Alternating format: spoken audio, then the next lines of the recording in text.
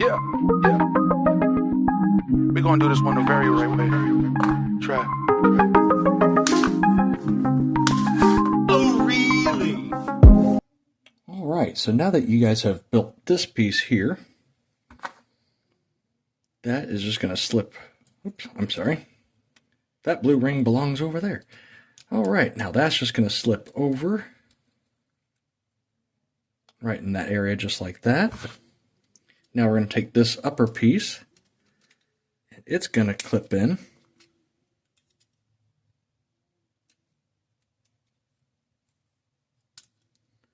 All right, just like everything's kind of under spring pressure with that flexible rod there. So now all you got to do from this point is you got two more steps. Got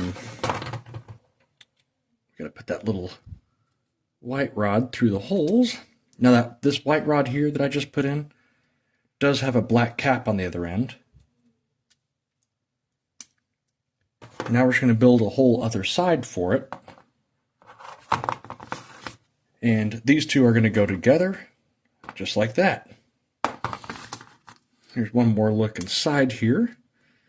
Everything's not as straight as it could be just because of all the spring pressure and everything's kind of bending just a little bit.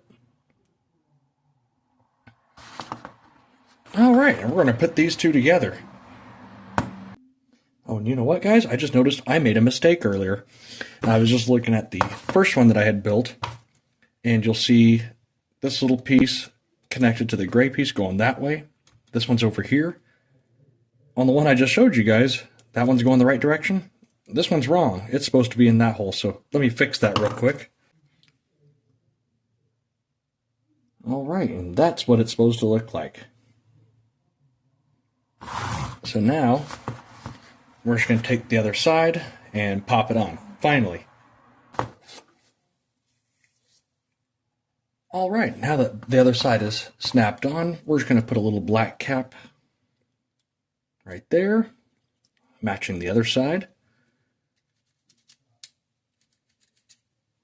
This piece comes out if you pull the trigger too far, but I also like to do that just so it relaxes the flexible rod some.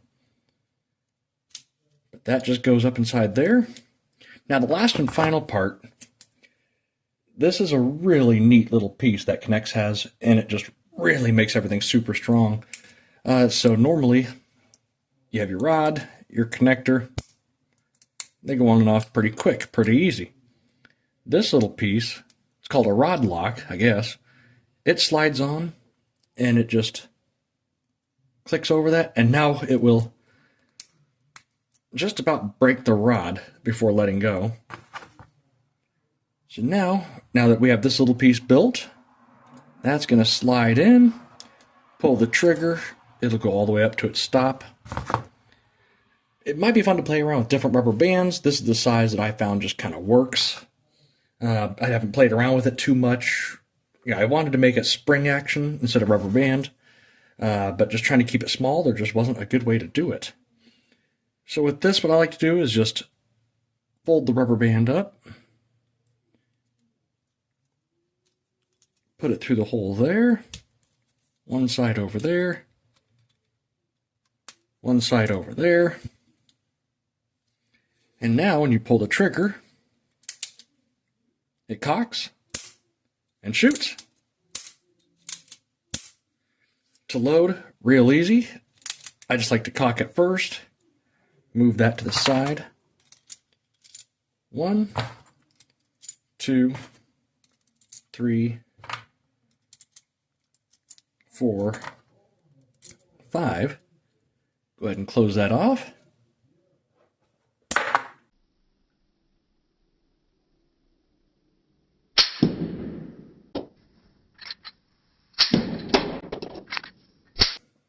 Well, I hope you guys liked the tutorial. I'm not super good at them. Don't do them very often. But if there's anything I could do to improve how you guys think this all went together, please let me know. Otherwise, like, subscribe, and I'll see you guys in the next one.